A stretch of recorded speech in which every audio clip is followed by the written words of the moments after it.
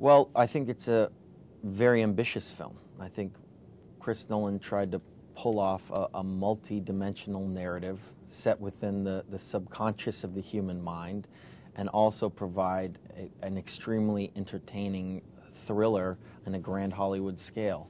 But also, and you're dealing with surreal worlds here. You're dealing with surreal worlds and, almost an existential film at times. But at the same time, you're very deeply rooted in these characters' journeys to come to terms with the truth of their past and accomplish this underlying goal that they have. And my goal in the movie is to get back home to my family. I mean, I'm in the black market of the dream world. My job is to infiltrate people's minds, extract information, and here we are trying to pull off this grand scale idea of planting something in somebody's mind. So I'm assembling a team of people to do that, and I think the audience is with all these characters on that journey. They're experiencing these experiences with them for the first time, and that's what Chris Nolan managed to do in a plot structure that makes it engaging for an audience.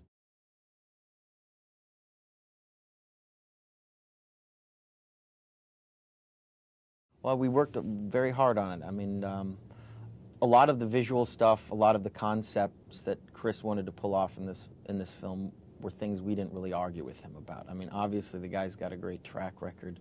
He's done amazing work in the past. He's pulled off concepts like this and made them digestible for an audience. So our job really was to have one-on-one interactions with him to try to create interesting characters and create characters that had emotional weight to them and give, certainly for me, give my character a real cathartic journey and a character that comes to terms with who he really is. So in a way, it was like a giant, I looked at it like a giant therapy session for my character, this whole journey.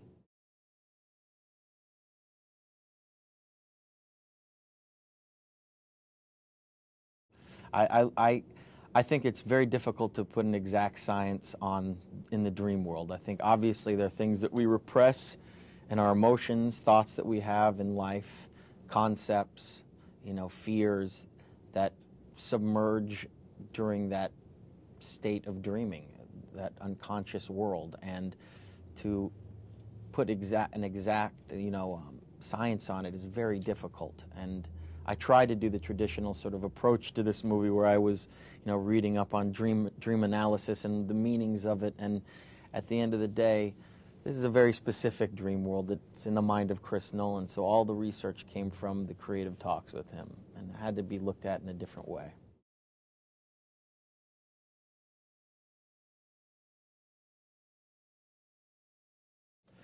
Well, we sort of expected the unexpected every day on set. I mean, we knew that there were these grand ideas that he wanted to pull off. But what's really interesting about Chris is, and I remember meeting him years and years ago, he likes to put cultural references or things that we kind of understand in the world that we live in into science fiction. So you're never truly detached from what you see. And Chris likes to be on real locations. He likes to redress the sets according to what he wants it to look like visually. So there wasn't a lot of green screen. There wasn't a lot of things that made us feel like we weren't really there. We were in these real places around the world, and we felt, and it helps us as actors. It really grounds you.